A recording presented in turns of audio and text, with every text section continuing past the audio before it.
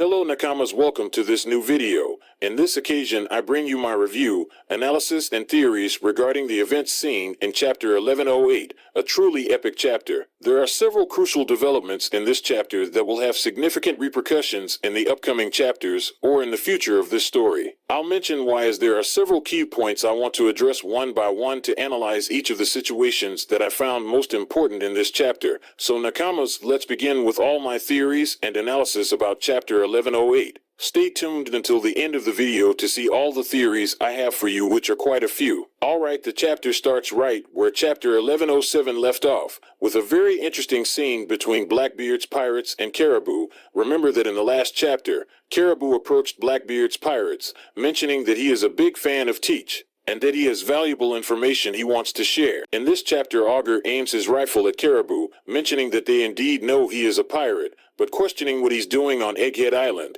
Knowing that many people there want to take down Blackbeard, Caribou explains that he's not that type of person, and that Blackbeard would be very angry if they were to kill him, as he has information that will make him happy. This is when Caribou reveals his plan, mentioning that he has information about two ancient weapons, Poseidon and Pluton. Poseidon is the mermaid princess Shirahoshi of Gyojin Island, and Pluton is located under Wano Island. Without a doubt, all of this will lead to a subplot that will be of utmost importance in the future, when Caribou presumably goes with them and reveals all this information to Teach. After that, we see the pacifistas against the Marines continuing to fight. The pacifistas are using all the technology they were endowed with by Vegapunk. The vice admirals mentioned that they never imagined fighting against this Vegapunk project, showing some vice admirals, some known, some recently introduced, and some whose names are mentioned for the first time. For example, Vice Admiral Doberman, who has been mentioned before, says something very interesting, something we've been theorizing in my recent videos. For those who follow my videos, you'll know that I emphasize that one of the things Kizaru, Saturn,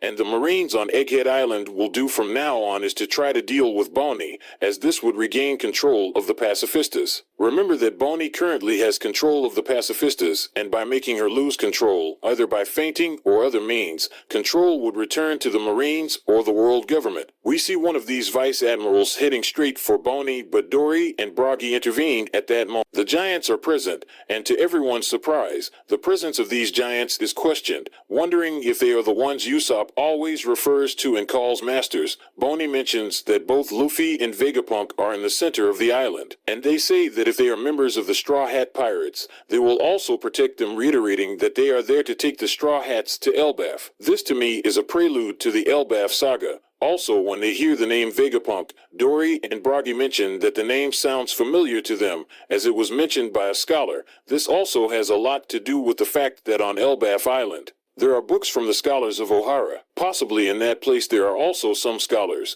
and this could be a prelude to reintroducing Jaguar D. Saul later, as Oda mentions in this chapter that Saul was under the command of Soul 20 years ago. Then we move to the scene where Vegapunk, who is gravely injured, asks Sanji not to move him as he will bleed out completely. Furthermore, he has changed his mind. He no longer wants to leave the island. He wants to stay and protect something. The question here up to this point is what Vegapunk wants to protect, because previously he was convinced to leave this island. We'll talk about that a bit later. Luffy asks Sanji to still take Vegapunk from that place, but Kizaru intervenes, stabbing Vegapunk again with a lightsaber. Without a doubt, at this moment, we wonder about Vegapunk's current condition. Although there are some Nakamas who have commented to me that possibly Kizaru was only cauterizing the wound that Vegapunk had from earlier with Saturn, but in the image it is clearly seen how he is pierced by Kizaru's laser. We'll see what happens at that moment. Luffy transforms into a giant again, and we are treated to a double-page spread with giant Luffy gripping Kizaru's body with his fist or hands.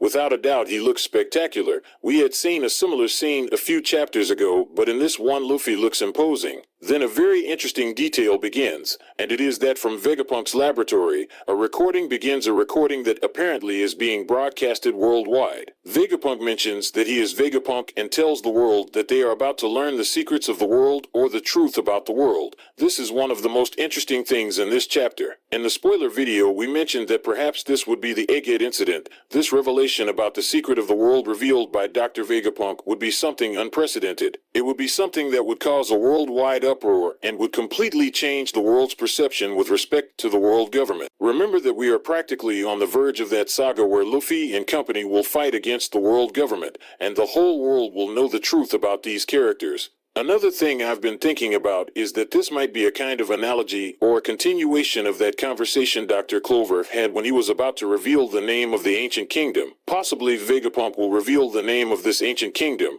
reveal that there is a century of void in history, and reveal part of the creation of the world government. This would later be known as the Egghead Incident, and it would bring back Luffy and company to be the main point to be defeated at this moment by the world government. And it would also require Emu to try to do another worldwide cleansing or another century void in history. Without a doubt, Nakama's interesting things are coming in this story, but I would like to know your theories and your perception about this chapter 1108. Leave it all in the comments section of this video. Thank you very much for all the support, and without further ado, until next time.